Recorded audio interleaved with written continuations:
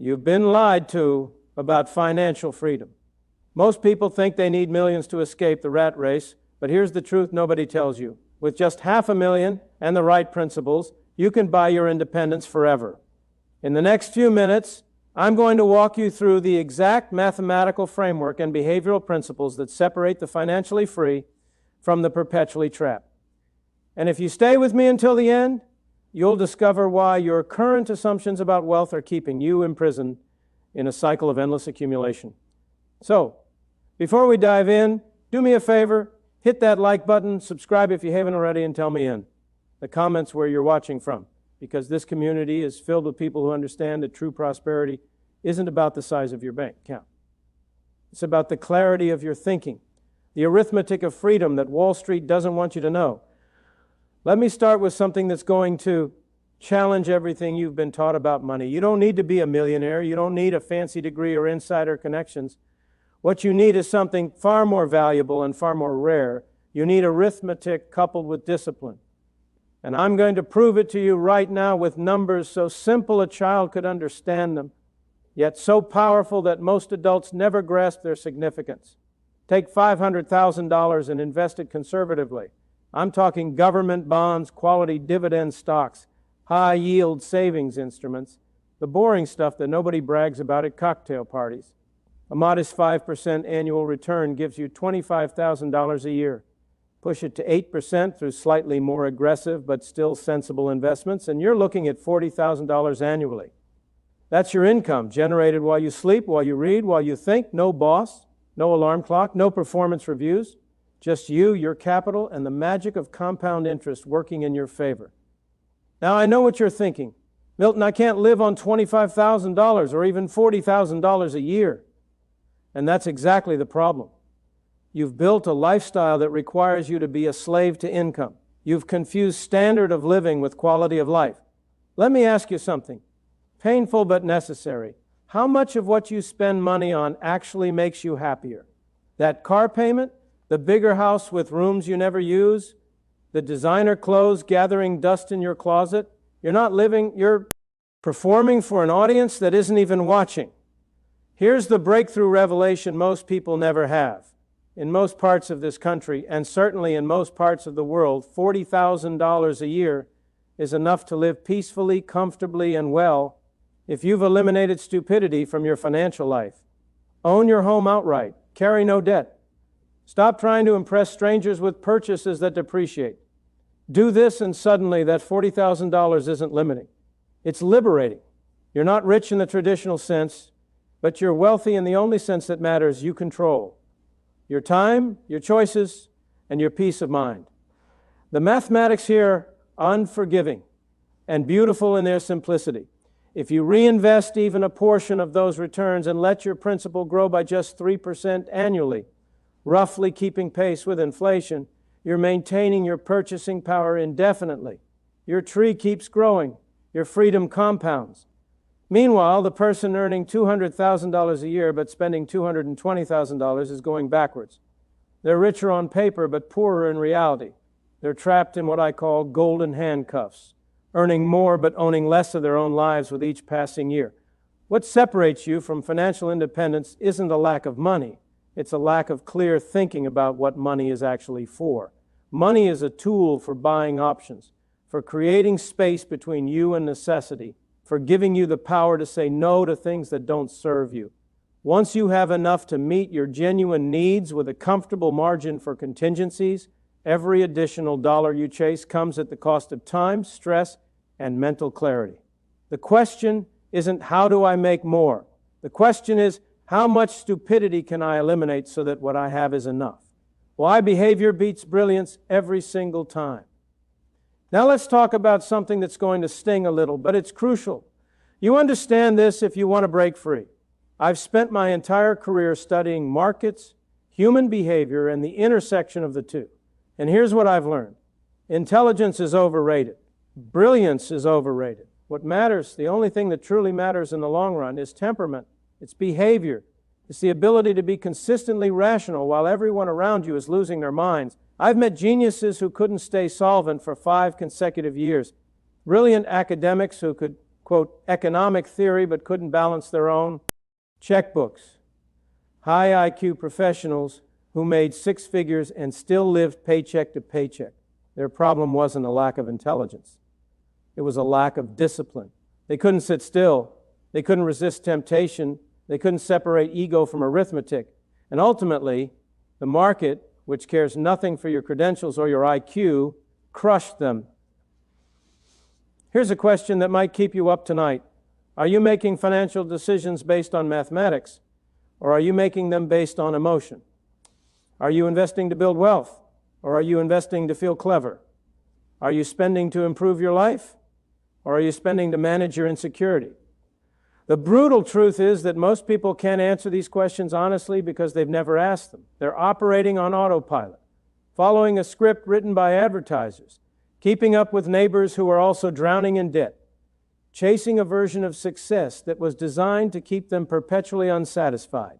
Discipline in finance doesn't mean living like a miser or denying yourself pleasure. It means having a clear strategy and sticking to it even when it's boring, even when your friends are making money in the latest hot stock, even when you feel like you're missing out. The investor who can sit through a market crash without panic selling, who can watch their neighbors buy new cars without feeling inadequate, who can reinvest dividends instead of spending them, that investor is already ahead of 90% of the population, regardless of their starting capital or education level. Let me give you a formula that's worth more than any investment tip you'll ever receive. Discipline equals clarity times patience, divided by ego. When you remove ego from your financial decisions, when you stop trying to prove how smart you are or how successful you look, when you make decisions based purely on what serves your long-term interests, that's when compounding becomes effortless. That's when wealth starts to accumulate, not because you're working harder or being cleverer, but because you're not interrupting the natural process of growth with stupid ego-driven decisions. The tragedy I've witnessed thousands of times is people who can't endure prosperity. They make money, and immediately that success convinces them they're geniuses. That arrogance leads to bigger risks, leveraged bets, complex strategies they don't understand, and eventually, inevitably, it wipes them out. To get rich, you need discipline once. To stay rich, you need it forever. The game isn't about making spectacular gains. It's about avoiding spectacular losses while letting time do its work. That's not exciting. It's not Instagram-worthy. But it works, and it's worked for every sustained fortune in human history. The lifestyle trap that's stealing your freedom, let me tell you about the fastest way to destroy wealth. And it's not a market crash or a bad investment. It's comfort. It's lifestyle inflation. It's the insidious process by which every raise becomes an opportunity to upgrade your obligations instead of increasing your security. And this trap is so subtle, so culturally reinforced, that most people don't even realize they're caught in it until it's too late. Here's how it works. You get a promotion. Your income goes from $70,000 to $90,000. Instead of banking that extra $20,000 and letting it compound, you upgrade your apartment. Then you buy a nicer car because you deserve it after working so hard. Then you start eating at better restaurants because you can afford it now. Within months, that $90,000 lifestyle requires $95,000 to maintain. You're making more money, but you're not any wealthier. You're just managing more complicated obligations. You've traded a potential path to freedom for a slightly nicer cage. The question I want you to sit with is this. Have you ever downgraded your lifestyle voluntarily? Have you ever made more money and chosen to keep living exactly as you were, banking the difference? Or have your expenses always risen to meet and often exceed your income? If you can't answer yes to the first question, you're not on a path to financial independence. You're on a hedonic treadmill, running faster every year just to stay in the same place emotionally and financially. Every luxury you add to your life creates a new baseline expectation.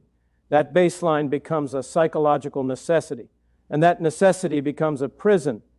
The irony is exquisite. People work themselves to exhaustion pursuing upgrades they think will make them happy, only to find that each upgrade brings more anxiety, more maintenance, more obligations, and less actual joy.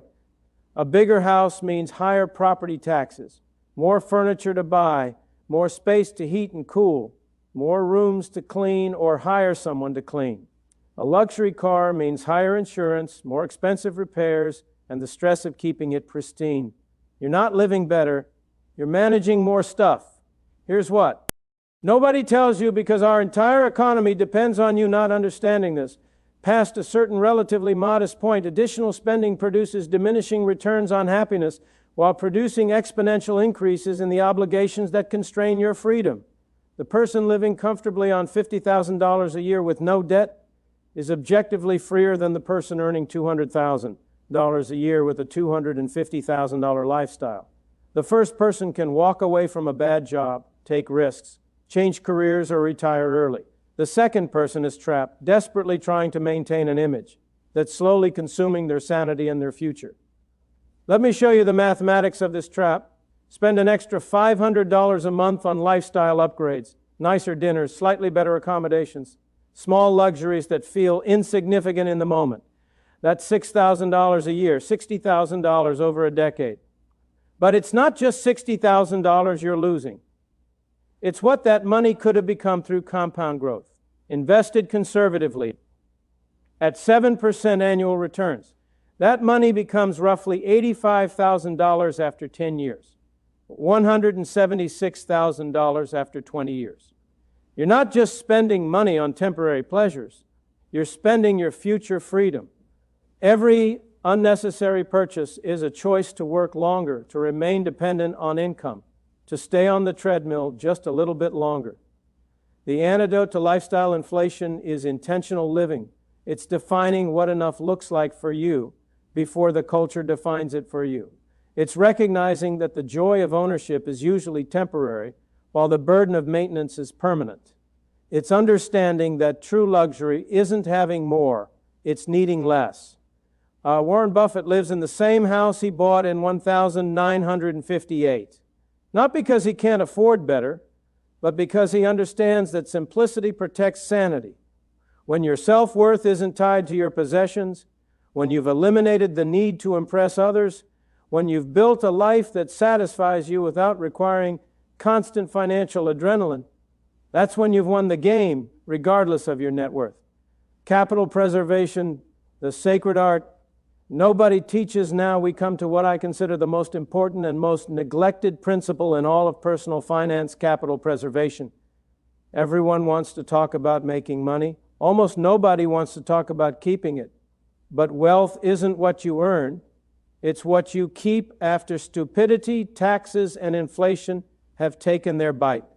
And the difference between the two is what separates those who achieve financial independence from those who perpetually chase it. Imagine you have a tree that produces fruit. Every season it gives you enough to eat and some to save. The wise person protects that tree above all else.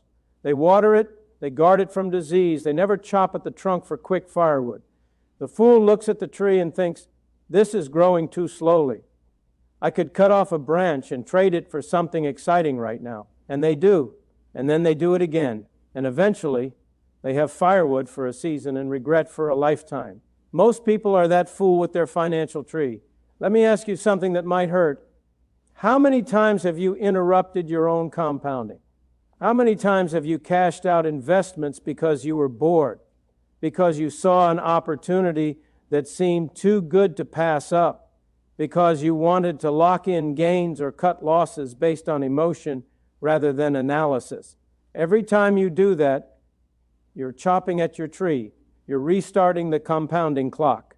And compounding, the eighth wonder of the world, as Einstein allegedly called it, only works its magic for those patient enough to leave it alone. The primary rule of capital preservation is startlingly simple. Don't do stupid things. Don't use leverage you don't understand. Don't invest in businesses you can't explain to a 12-year-old. Don't panic sell during market downturns. Don't get greedy during market booms. Don't complicate your portfolio just to feel sophisticated. Every violation of these principles so simple they sound almost insulting to state, has destroyed more fortunes than all the market crashes in history combined.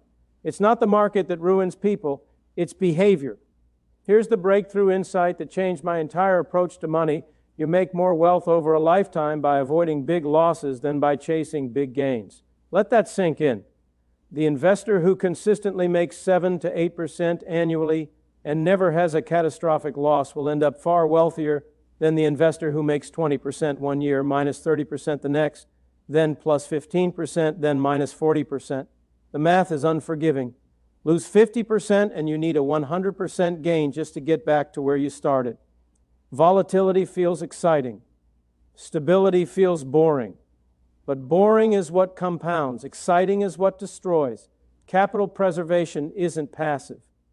It's active defense against your own impulses. It's structuring your financial life so that you never have to make decisions under emotional duress.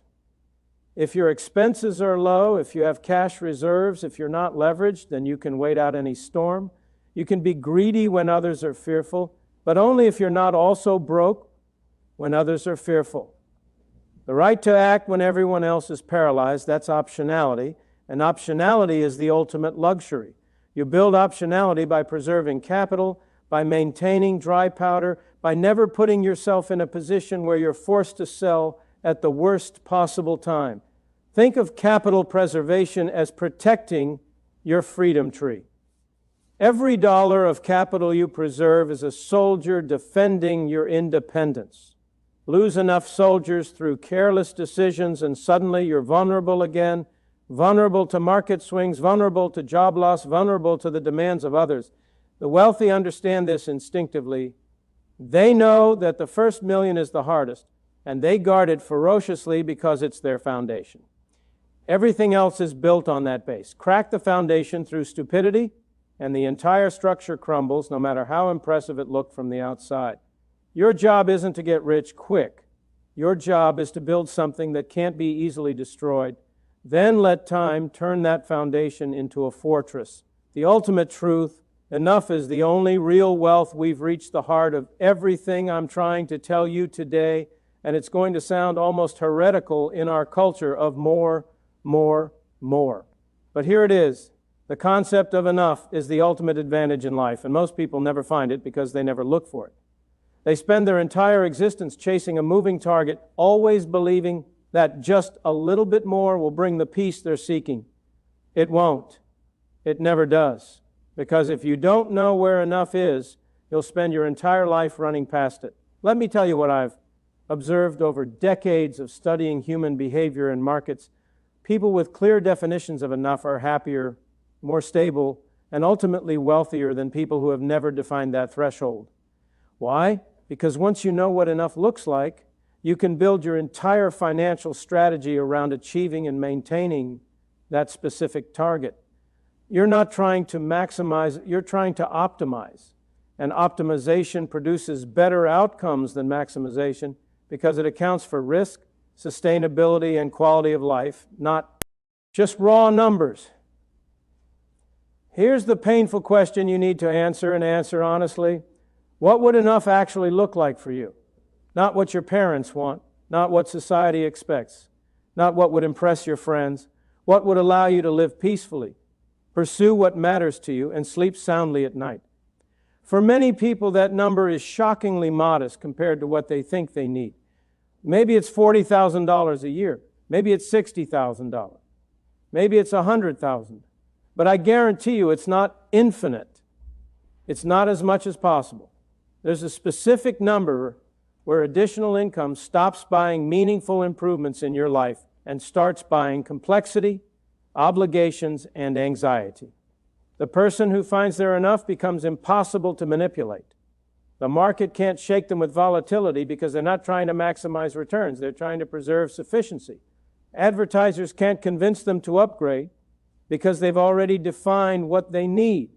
Employers can't trap them with golden handcuffs because they're not dependent on an escalating income. They've achieved what our culture tells us is impossible: contentment, not complacency, contentment. They keep growing, keep learning, keep improving themselves. But they're not trying to inflate themselves. They're not trying to impress anyone. They're playing their own game with their own rules, and that makes them free in a way most people never experience. Let me share something that took me years to fully understand. Wealth equals what you have minus what you need. That's it. That's the whole formula. The smaller you can make that second number, what you need, the wealthier you become, regardless of the first number. I know people with $50 million who need $60 million. They're poor. They wake up anxious. They make fear-based decisions. They can't enjoy what they have because they're fixated on what they don't have. And I know people with modest nest eggs and no debt who wake up grateful every day. They're rich. The difference isn't in their bank accounts. It's in their minds. Here's what happens when you truly find enough. Your brain starts working properly. You stop making decisions based on ego, status, or keeping up with others. You start making decisions based on what actually serves your life. You take fewer stupid risks.